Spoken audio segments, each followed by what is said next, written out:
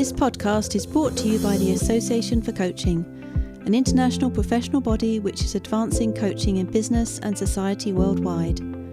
I am Maxine Bell, a coach, writer and artist, and your host for the latest AC podcast series, Let's Make Coaching Creative. In this series, I'm having inspirational conversations with innovative, passionate coaches who use various creative tools with their clients. They will share their journeys, insights and expertise currently so relevant in a changing, uncertain world. We hope this series opens your eyes to new ways of coaching that allow both us and our clients to bring together all that we are. My guests today are Karyn, Prentice and Elaine Patterson, who are internationally acclaimed executive coaches, coaching supervisors and published writers. Together they bring their shared love of the arts, nature, creativity, reflection and writing to the worlds of executive reflection, coaching supervision, leadership and professional practice, designing and hosting, and I shall use their words, uniquely heart-based, soulful and somatic creative reflective learning experiences online, indoors and in green spaces. Welcome to you both. Welcome. Thank you. Thank you for your welcome. Yeah, and for having us also. It's lovely to have you here, and I'm sure we're going to have a great conversation. What I liked about when I looked up on your website was you have put, before you've put coaching, you've put your shared love of the arts, nature, creativity first in the beginning of the sentence. So I'm interested for you to share with our listeners which came first, coaching or your love of creativity, and how did they come together for you both? And how did you both come together as a partnership? Mm-hmm. Yes, for myself, I'm a history graduate, and it was almost a close decision between studying history and English. At university, I chose history. But ever since I was a little girl growing up in Holland with Dutch as my first language and not English, and also having undiagnosed dyslexia, I've always been playing around with different approaches, coming at things slightly obliquely or sideways, because I didn't really fit in to what was inverted commas normal at that time or even now. And so my creativity became something that was my friend and my companion, but was also a survival strategy. I mean, I did history of art at university. They used to say, if you can't do it, you can teach it. So I wasn't ever a formal artist. However, I think back to my first journal or diary when I was 8 or 9, or collecting poems, or I collected things like leaves and twigs and stones. And, I think if you're a collector, it kind of starts often really early on. And so I found that imagination was a way for me to, and at that time, mostly through writing, was an anchor. It was a playmate, because I was an only child as well. And that imagination has suffused whatever I've done. I was a therapist before I was a coach, and so I used a lot of different techniques that would be considered creative arts in that work. And I never thought of it being anything other than a continuation of an expression of me and my work. And then to meet Elaine, and for us to be truly seen by another, and work together in a non-ego way where we're iteratively building and what ifs and how abouts, and it was like two strands of a bigger piece of music coming together. Oh, that's a really beautiful way to put it. It's interesting, isn't it, how in life we often sort of can put ourselves in boxes, but none of us, I don't think, actually fit in any particular box. And we do all find our own ways of expression. I've worked a lot with people with learning disabilities, and so I've learnt lots of creative ways and had to help them find different ways to express themselves. So it's really interesting what you were saying, and that you've managed to keep hold of that innate part of yourself, because some people get blocked and stuck on that journey, which I'm sure you discover in your coaching. So when did coaching come into your life as well, just in that regard? How did the two join together? Well, for me, I went on to be a leader and director in the health service, in the public service.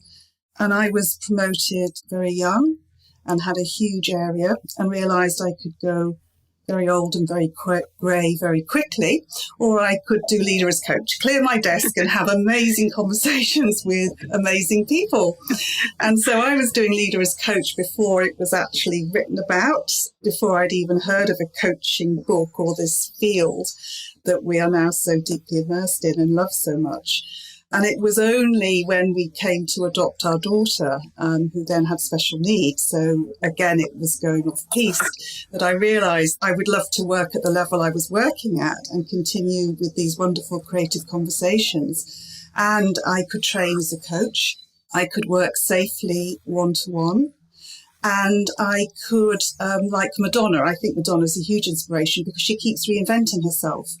And back in 2003-4, I saw myself as this, not Madonna, clearly I can't sing, but there was something about, there's a huge opportunity here to reinvent myself, and on I've gone. And Karyn and I, we met back in about 2008-9, and Karyn was the tutor on the program that I was studying for coaching supervision with the Coaching Supervision Academy. So Karyn and I have been lucky enough to have been in each other's world and field since 2008, and our partnership and our friendship, because I think the friendship comes before the partnership, and our joy of being eclectic, being different, of writing and walking actually bubbled up from conversations over coffee in the British Library. And that is such a joy and a pleasure. I'm so privileged and lucky. Karyn, what was your journey? For my journey to coaching, it was more a kind of spiral journey than a direct one. So I had been working in London, one side of London in the West End, and then later in the city, working with people development, recruitment, and through the recession, we started offering more and more development courses where no one was recruiting. They needed to be developed so that they could go deeper into their roles, go for promotion. And often I'd be asked, because around 1992, I started training as a psychotherapist.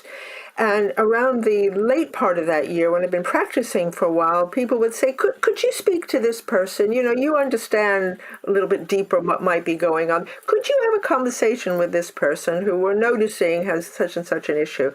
And so I found that I was having conversations in a business setting, not being their therapist, but using presence and deep listening and good questioning.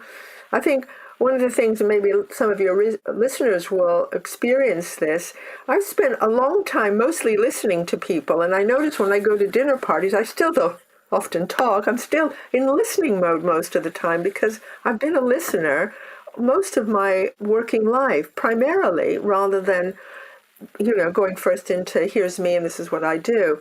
And so I thought that having these conversations and helping people develop and do more, I thought that I need to get some more development and training here. So I then looked for ways in which to begin my training more formally as a coach. And so I added that learning and develop on to a journey I had been on without a name to it for a while.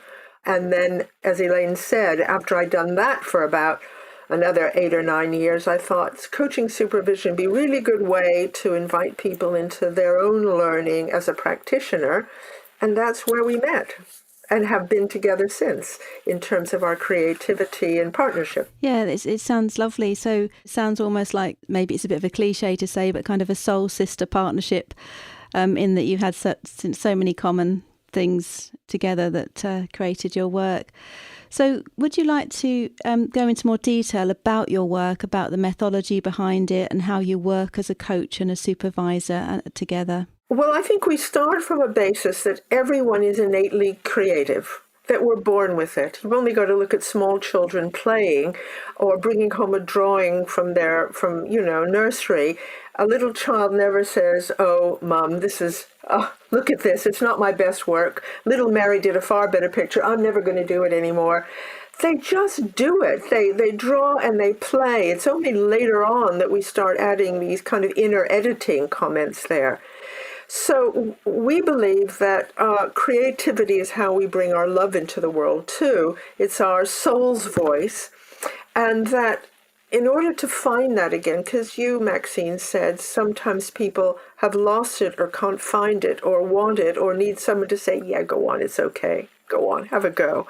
We certainly have found that in our work, is that first we need to connect with ourselves. And when we do that, give ourselves a permission to think, oh my God, I could be creative. I am creative. I already am. Whoa, what does that mean? And we've often seen that walk in nature is one way that people go, oh my goodness, there's all this stuff inspiring us. And if that can inspire us, well, what else is there? What other doors are there? Linked to that, it's almost as if our whole education, I'm overstating, but it seems as if our education, our career pathways have actually bashed the creativity, the natural creativity that is completely innate to us, out of us. And it's almost as if at some stage we wake up to wanting to befriend it again. And it's our soul and our heart speaking to us and getting out and beyond our heads and our strategic brain. And there's something around wanting more. What is this about? There's an intuitive connection. I'm drawn to beauty. I'm drawn to nature. I'm drawn to crafting. I'm drawn to writing.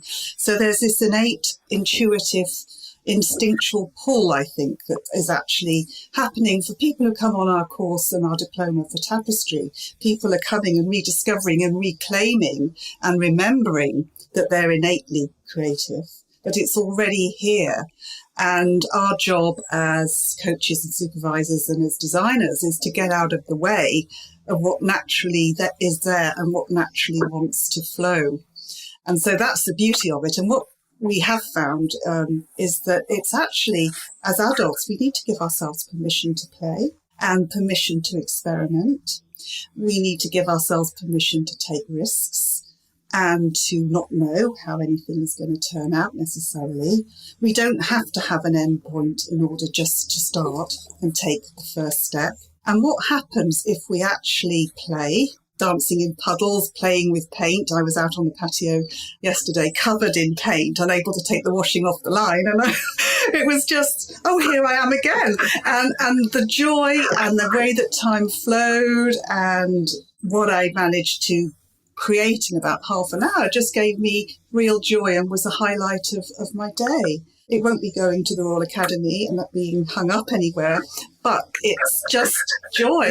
And again, it's that thing, I'm catching myself there. The inner editor comes in, the perfectionist. We've got to do it right. We can't be wrong. We've got to know.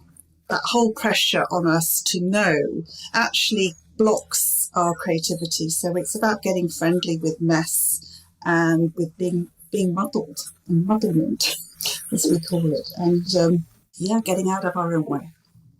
And I think there's two things here, and I often use the analogy of a house, that we are like a house of many rooms, and we have a garden, we have a basement, we have a front porch, and that if this is our self, our whole self, that a lot of our clients, and maybe some of us as coaches too, we live in the attic, we live in the loft, and we might have a very nice loft, and we might change the wallpaper in the loft and think that this is the world. And we can see very well from the window in the loft, but we forget that there are other rooms to explore, whereby in those other rooms we discover insight, we discover wisdom, we find something in a box in the corner and we think, oh, I forgot I had that. We don't have to stay in any of those rooms. We can still go back up to the loft. We can even go in the basement and survive whatever's down there, or maybe something really good, some old wine.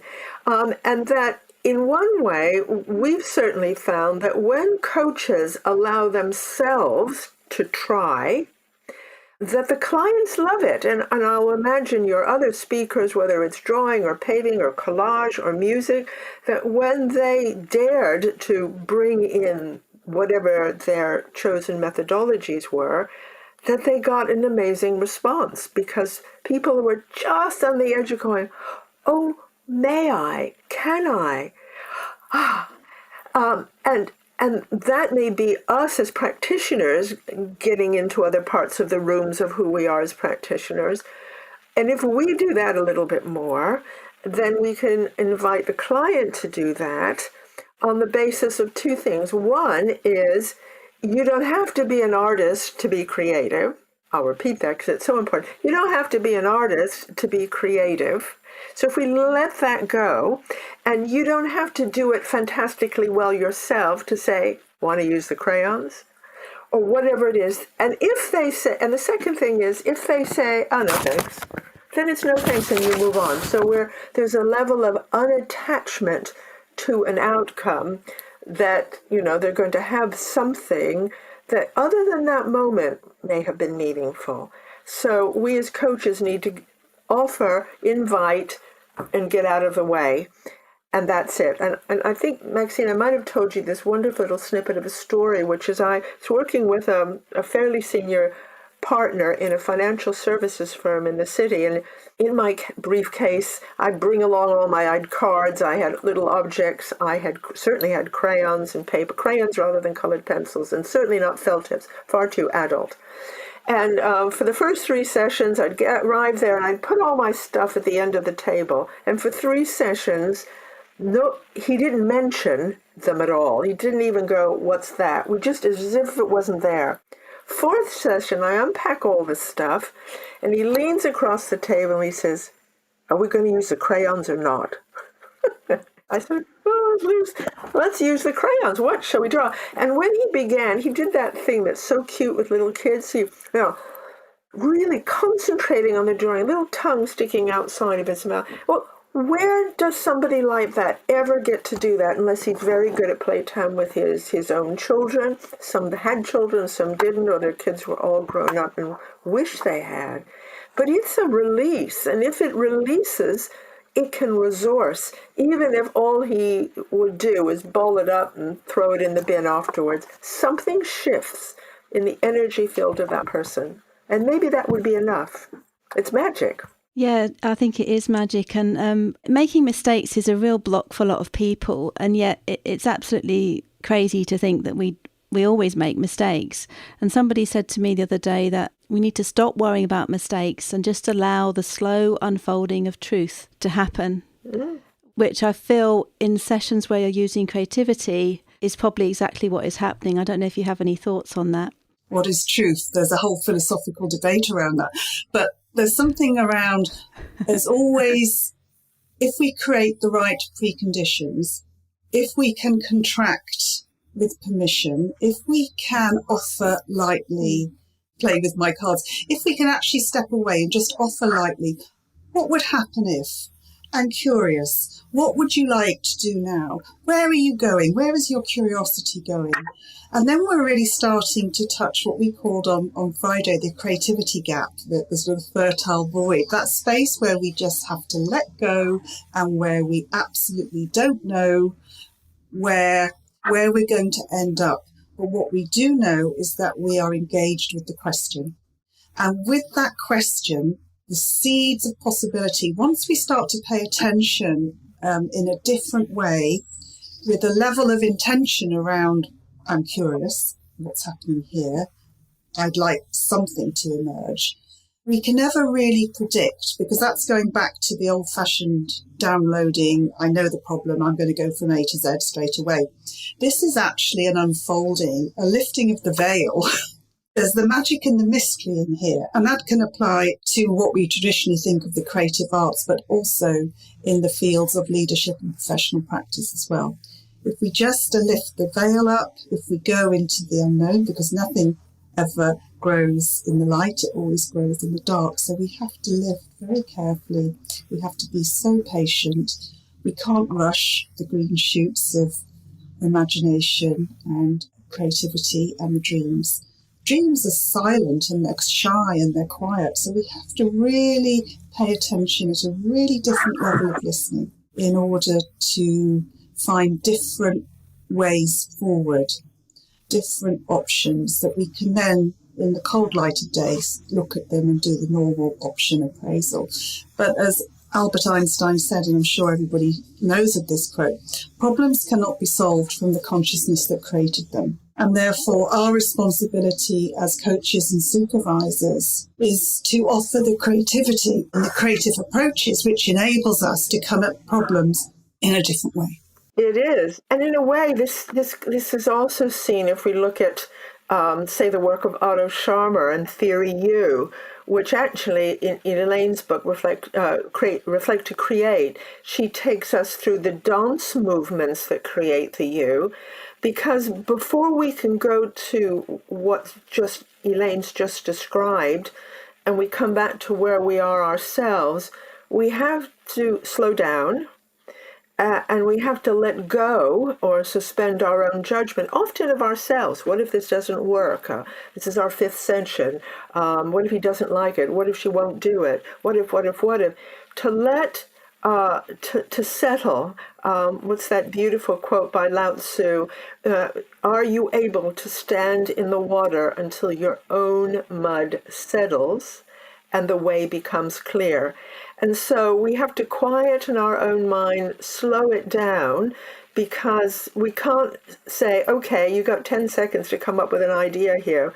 So how long is long enough? And what arises in us when we go, oh, gosh, may also in parallel process be arising in them. May they, I mean, it took my guy 3 sessions to ask about the crayons. Because it's that could I, would I, might I. So the coach is role-playing an ease of be here now in utter presence, which are good coaching skills, to see what might come as an invitation, or even in that exquisite space between, how about we try something different? And in that moment when nothing happens, how we let our own mud settle while the client even considers something different and what that might mean, because it may mean something completely non-arty to them, and we're waiting to get, something out of our fun box to play with. So we need to be more at ease with the unknowing space to see what might unfold. And I think that's quite tough territory, and tough territory if you're used to going fast. That was my big learning curve, was to slow down long enough to take a few more breaths. And when I got out of the way, more things happened. Nothing to do with me.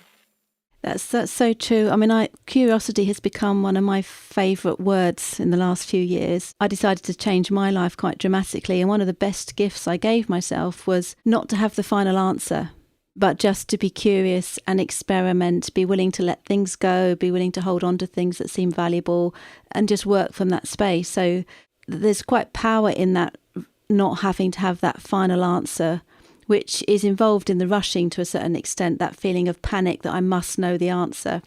Mm-hmm. So I agree with you that slowing down is a very important and beautiful experience once you start to let it happen. Mm-hmm. I was just thinking as well that listening to yourselves and what you made comments about with coaches, that to let their own practice develop, their own creativity and curiosity to open, is for me that allows much more authenticity and integrity as a coach. Because I know a lot of coaches, like when I started coaching, I'd started doing coaching just very mainstream, what I call mainstream coaching, but it felt a bit empty for me. And bringing in creativity in it is much more authentic, because it brings all of me in that space rather than just putting it into little boxes and not being able to do it. So bringing creativity in for me allowed me to be more authentic. And it sounds the same journey for you, and that you have actually great integrity in the work that you do, because it's very much part of your being as much as your role as a coach. Mm-hmm. Mm-hmm. Yes, it's almost impossible to separate work and life, certainly for me. And I'm thinking for Karyn, we're constantly swapping TV programs and book recommendations and speakers. And it's almost as if, for me, I've got to the place where my work is my hobby. That's not to make it light. I take it very seriously, but I'm lucky enough to see everything as interconnected and woven. And in our diploma program, we say who you are is how you create. So who you are and how you were being moment by moment affects and impacts what you are delivering, what you are creating, and the impact you are having on others. And the beauty and the liberation of creativity is that creativity is a breath away. It's innate in all of us, but if we're just able to, as Karyn said, just slow down, have those mindful moments, look around us and look for inspiration, we're actually our own creativity, we're slowing down our fast minds, we're getting back in touch with our hearts and our souls, and our creativity is just a breath away. And the other beautiful, empowering thing, I think, is that we are innately creative. So it's always in us, and we're creative in lots of beautiful different ways. And everything is just interesting and fascinating around how that shows up in each of us. But we're not having to force anything. We're not having to go to a big textbook about creativity to access our innate creativity. It's already there. And so our responsibility is to really ask ourselves, how can we nurture what is already natural and is already here in us in this present moment? And into that is that other thought that in every minute and every moment, we have the choice to create. It's almost like the old parable, which wolf do you feed? Every moment, every interaction, every conversation, every smile, every act of kindness, every bad-tempered email, you're actually creating something. So the question is, what do we want to create? And I think for Karyn and I, one of our big things is that creativity for us is also around hope. It's all about how do we bring our voice and our soul out into the world? How do we find our own unique expression? And it's also about hope, because there's a big radical piece to creativity, which is actually, we don't have to be stuck with what we've got. How can we change our consciousness? How can we look at problems in a different way? How can we be creative around this? We don't have to be stuck. So there's a call for freedom and liberation in creativity if we go deep enough for it.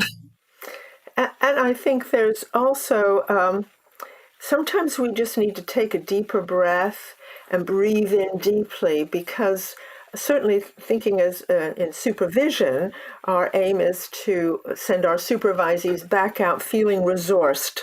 And that may be something that's restorative to them so that they can face whatever it is that they need to face. Not that we're providing answers, but creating a space where they can breathe better.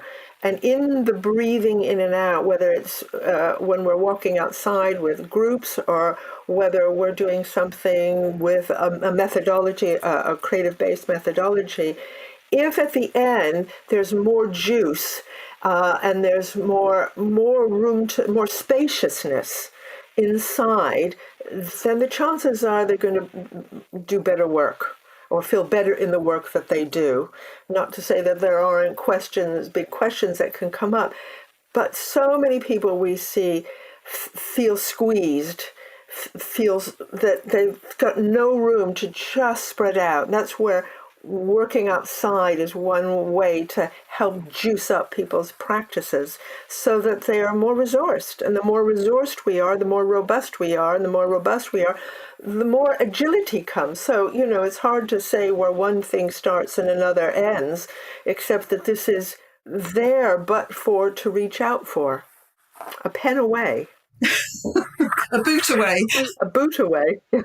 Actually, what you've actually done is extend on the comment that you said we're all innately creative, to actually say we are creators. We are creators in every moment. And that does give great hope, because if you look at the way the world is now, we've done a lot of creating of some negative things in life, what we've done to the planet and many other things we do. For me, I always feel we can flip that the other way, because as you know, every day, and it's not often on the news, but every day many people are creating wonderful, positive things, whether it's in, like you said, small acts of kindness. So yeah, as creators, that does give us great hope. We just have to open that door, which sounds like what you're doing in your work is opening that door for people to get back in touch with that knowing of I am a creator and what I do in every moment creates something. Yes, I think thank you for putting that so beautifully. And I love that. And I think with the creator, and who creates comes with that agency and responsibility as citizens in our as contributors in our families, in our communities, in our networks, in our professional field. To the planet. And the planet and beyond. So it actually gives us responsibility, it empowers us, and it gives us agency, because nothing that we do with good intention will be wasted. We can change something. Yeah. We can change this. It might take generations, but what's our part in that? How can we play a part? How can we leave a good legacy? What would our grandchildren want to say of us and their grandchildren?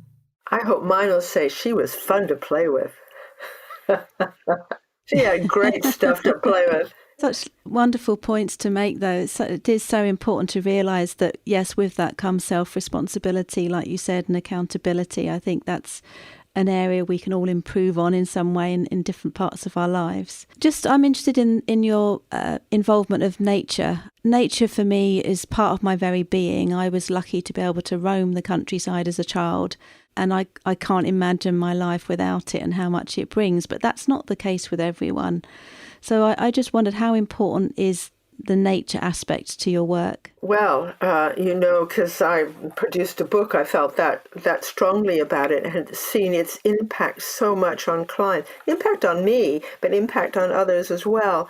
I think that if we're thinking of our work as being for individuals, for people around us, and that it has a purpose, how can we have agency and responsibility and bring that creativity into the world? Then I think in terms of our deep caring and connection, because we're all connected, all of us, all throughout the planet, that stepping out into nature is a quick reminder of how connected we can be, how we can, with very little activity on our part, say, oh, look, how might where we are now speak to you of what your issue is that you've just been talking about, your question, your inquiry. So by just going outside the door, and what we've found over lockdown is just looking out the window. You don't even always have to go outside, because with disabilities, with people in hospital, with all sorts of reasons why going outside may not be an option, people to look after, you can't just shut the door and go off to the park, that we can use a window. And research has said, I think Essex University is one of the places that did quite a bit of research in that even people indoors having a picture on a wall of a green environment, compared to people, say, sitting there for a certain amount of time, compared to someone looking at a picture of, I don't know, a box of cornflakes, that the impact on ideas and particularly idea generation is greater for those who are even looking at something. So there must be something in our DNA going way back that connects with, and in different cultures, the outdoors will mean different things. And it won't always be green. It might be different kinds of outdoor environments. But there's something so deeply soulful and so much in our DNA that it invites and speaks to us when we're out there. So we use the outdoors really as the supervisor, coach, or smart one, and we kind of walk alongside while the client is doing the work that they're doing. So there are many ways to use it effectively, and one of the simplest is just go for a walk, but not just walk to walk, but walk to be aware of what you can see and smell and bring into your senses when we slow down. I mean, what a symbiotic relationship. We breathe in air and breathe out carbon dioxide, and the tree breathes out air and breathes in our carbon dioxide. So at a cellular level, we have a relationship. And I don't know, Elaine and I have had groups outdoors for 7, 8, 9 years now, and it's always been the case. So that's every time we've had that experience, something has happened. It's been quite extraordinary. So that lends us to believe it has a huge value. Living, breathing plants, animals that have so much innate wisdom to teach us. Again, if we open ourselves up to their wisdom, and if we're prepared to watch and listen and be with and sit in nature. And I think nature can give us so much calm and balm and reassurance and solace, and as we move away consciously from our computers and being wired, and it's almost as if our computer world has actually evolved beyond our human capacity to cope with it.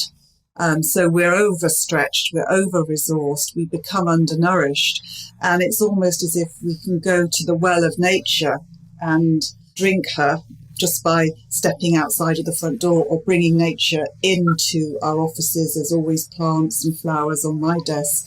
I couldn't imagine a life without being in nature and going into nature every day.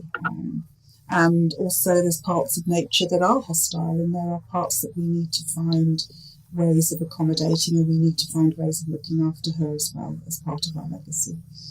So there's a very serious element to the light invitation, because we have found that by being invitational, we go deeper. We go to very profound places in our work. And as far as the seasons go, it reminds us of the cycles of life and of impermanence, because, at the end of the day, there's impermanence in this. But as we go around the seasons, we, like any metaphor that's useful in thinking through something, there's a time of new ideas, there's a time of developing relationship, there's a time of ripening. There should be, but sometimes missing, a time of savoring and harvesting, and a time to cut and prune, because that creates greater growth the next year round, as we also prepare to go down into a place of reflection and quiet before we begin the cycle again and again and again. So I think it brings a deep respect for those natural cycles outside, and maybe more for those that we have inside as well. Our more natural rhythms. And I think one of the aspects for me is awe and wonder. It connects me to something even beyond what I can maybe even see or comprehend, but there is something that I'm always amazed, even in situations like Chernobyl happened, that nature was the first thing that came back, and it came back in an order that probably nourished the soil and did other things to create an ecosystem. That I'm just always in awe and wonder at the artistry, but the science, the order of it all is just incredible. And that does again attach maybe to that feeling of hope and to what in nature is in me in that connected way. So yes, I totally agree with everything you've said and more maybe on that. It is. And for those listeners who maybe haven't experimented with this, I think we'd all definitely encourage them to go out, and whether it's a dandelion growing in the crack of a pavement in the city, there is always something to look at somewhere. That sort of takes me on to my next question, really, because coaching, as you know, is evolving quite rapidly, I feel, in the last few years, as is the world evolving rapidly. Lots happening. There seems to be more things exposed and lots of things happening on many levels. And I feel we are being called to make positive change on a personal, local and global level. And I just wonder, what role do you see in using creativity with coaching? What's the maybe potential extra impact in this bigger picture of things? And how important is it to sort of find ways to express ourselves beyond words? My initial place I go to is that creativity is who we are, but also it's so important for our own well-being in all of its dimensions. It feeds our soul, and the world is starving and thirsty at so many different levels. You can play with that metaphor in all sorts of different places, but it feels as if we're parched and we're hungry. And going back to the Einstein quote, we get to a point, an arrival point in our lives, for whatever reason, where we're wondering what else is there, what is more. And I think there's a realization, certainly in my own journey, that I was a very good student, and I read all the textbooks, and I read all work on supervision and coaching, and I read all of that. And And also I felt there was something more, and I signed up for the coaching diploma, and we've done the Tapestry diploma, because there is a response to a bigger call around what is the soul asking of us, of our lives. How is our soul really wanting us to show up? As Mary Oliver says, we have one precious life. What is it that we, again, at a deeper philosophical level, what are we here for? Why am I here in this life now? What can I do to help without being rescuing? I don't want to, but what is my contribution? What's it for you, Karyn?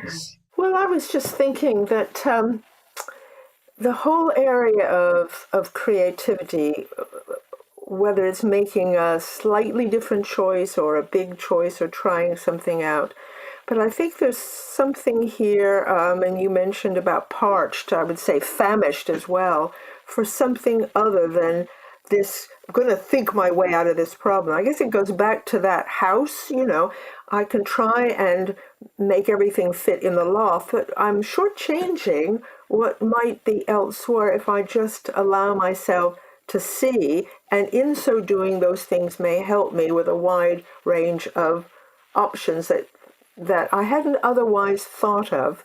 So I think we shortchange ourselves if we don't even open the fridge in the kitchen and have a look what's in there, but talk about starving in the loft. So, I mean, I also think you ever try and open a window, particularly a sash window, you can either give it a thump, and that might get it open, or you can kind of wiggle it a bit until eventually the window comes free. And I think a lot of these creativity roads and little trails, we can go, well, let me just wiggle it a little bit here and see what happens. Let me just wiggle it a little bit of there. I'm not going to give it a great old whack. I'm just going to see what there might be. And one of the creative things I think that we haven't touched upon, and I hadn't thought about so thoroughly until now, was humor.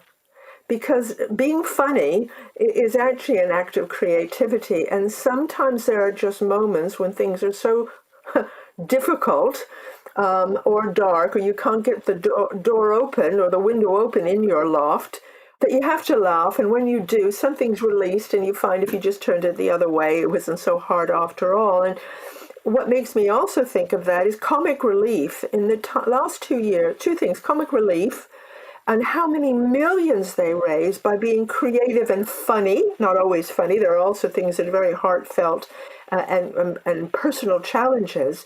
But humor, I'm thinking of WhatsApp little videos everyone was sending everyone during the lockdown. It was one funny take. People were being creative in their bedrooms, coming up with stories and songs.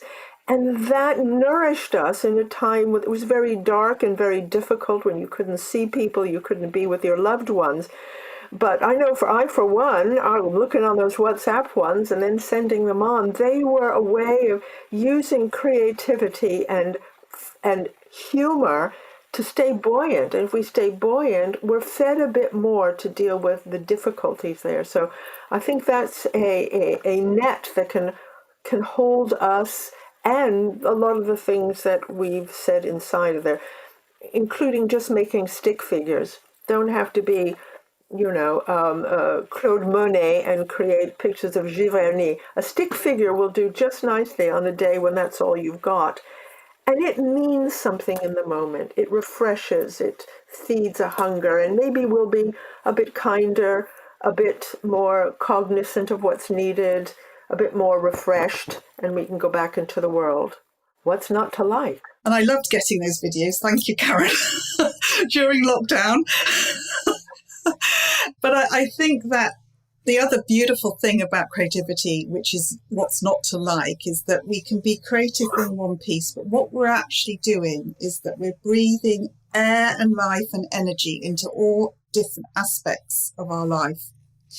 And so we're creating an agility across our being, which will serve us whether we're doing tea for the children, whether we're in front of a CEO, whether we're doing our own creative project or working with a client. And having that place of nourishment feeds our agility, my experience, and reaches the parts, as the advert would say, that other beers cannot reach. It's that whole body makeover almost that I feel, and I know that my energy falls when I have not attended to that part of me day by day. And you know what that makes me think of, Elaine, is that so much in the early training of coaches, it's building the competencies, to listen, to ask good questions, to get out of the way. And so we build and speak of competencies. But actually here we're talking about capacities, something that goes beyond, not to say it replaces, but it goes beyond our competencies to our capacity to create, our capacity to care, our capacity to be courageous, all the things, in fact, Elaine, you created in your 7 C's program. Our capacities, which are all the things that are innately ours, we touch on that. And I think that's what we need for the greater world, as well as for a one-to-one coaching session, a team coaching session, supervision, all of it, family. Yeah, and I think what I'm hearing from all you're saying is that even as a coach, is particularly not to underestimate the impact of us being there with our creativity and with our authenticity. And it's not to become some well-known coach or to have written a book or do anything what seems big or maybe slightly intimidating for a lot of coaches to watch other coaches who are more well-known, but just to be okay with the place you're in. I write a blog, for instance. I almost have a prayer every time I write it that it helps at least one person. But I don't need to know who that one person is. We do not know until we start to shine our light what impact it's having. So I hear from you that it's to really value that expression of yourself, as yourself in all parts of your life, but also as a coach, and to bring that into the coaching space and into supervision, which is the gift for the world, is actually ourselves, isn't it, in many ways, when we're being real and we've shed the boxes and the different outer clothing we wear, and we get to that more soulful part and that real part of ourselves. So that's really lovely. And it's a place where we can celebrate gratitude. We can work with huge heartfelt generosity, because we're also feeding ourselves, we're taking care of ourselves, so we're able to do that. And we're also tapping into life's abundance. It's natural abundance. It's natural, generative, fertile capacities. And we're tapping into all of who we are. Creativity, care, compassion. That's about us being human and bringing our humanity into the space. Thank you for all that. It was just a really interesting conversation. Now, you've mentioned a few of your programs along the way, but I just wondered if you'd like to tell the listeners a bit more about how to contact you and the sort of things that you offer. Absolutely. The best way to contact us is through our email addresses, and they can get that from you, Maxine. Well, Elaine mentioned Tapestry, which is cultivating our creativity over a year virtual program. What we found is that, as Elaine also said, is this whole notion of giving ourselves permission to explore who am I as a creative person. What does it mean when I bring creativity into the world? How might it impact on the world around me, my work, for instance, or my family, or my choices? And we do that also in light of a project. It might be writing, it might be drawing, it might be gardening, it might be ourselves as the project. Just the journey alone is the project. And this is an EMCC Level 5 diploma with lots of different elements in it, webinars and cafe trios and workbooks for them to have every month. And they work through the whole range, all the thresholds of what it means to be creative. And well, it's been a privilege, hasn't it, Elaine? A joy. It's been a joy. It's been a joy, and we've been so lucky to work with some lovely people all the way through who have engaged wholeheartedly with us on this journey, because creativity is joyful, and there's also bumps in the road. There are times when it can be hard to give ourselves creative permission and to be our creative selves. So in our program, we look at creativity with huge honesty, and we support each other along the way. We have another diploma called the Deepening of Conversation using arts-based methodology, reflective writing for transformation. That's another program that we have. We also run retreats and one-days like Q, I mentioned a little earlier. We're doing Q next Friday. And we do outdoor supervision groups. Our offer during COVID was The Right Place that we co-designed, which is really bringing in our love of reflective writing in as a place of solace and insight and comfort. And we did half an hour meditation, grounding, working through a poem and bringing out what it was meant for each person. And the beauty of it was nobody had to talk. Nobody had to share what was written. And it was such a valuable, beautiful space where people could just come and feel nourished and write alone together, that we've continued to develop that idea, and we've been offering webinars celebrating the solstices and the equinoxes, and we're in the process of developing our book on this whole area as well. So this is a whole new area for us, a new endeavour, so we're very excited about it. And bringing into all of that writing our love of walking and being in nature. So walker writers, writer walkers, and creative reflectors.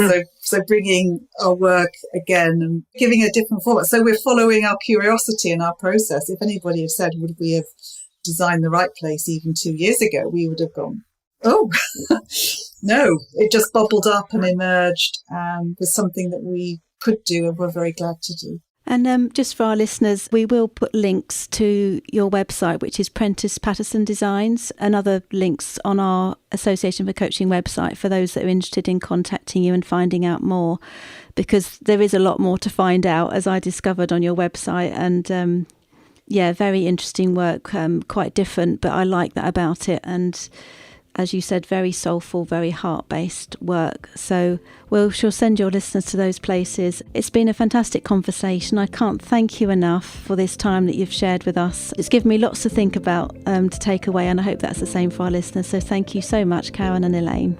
Pleasure. Thank you. Thanks for listening to another podcast by the Association for Coaching. I have been Maxine Bell. For 20 years, the AC's purpose has been to inspire and champion coaching excellence, advance the coaching profession, and make a sustainable difference to individuals, organisations and society. To find out more about the Association for Coaching and our member benefits, follow us on LinkedIn or explore our website at associationforcoaching.com. You can keep up to date with our latest podcast episodes, enjoy the wealth of digital learning offerings, and gain insights from our Coaching Perspectives magazine.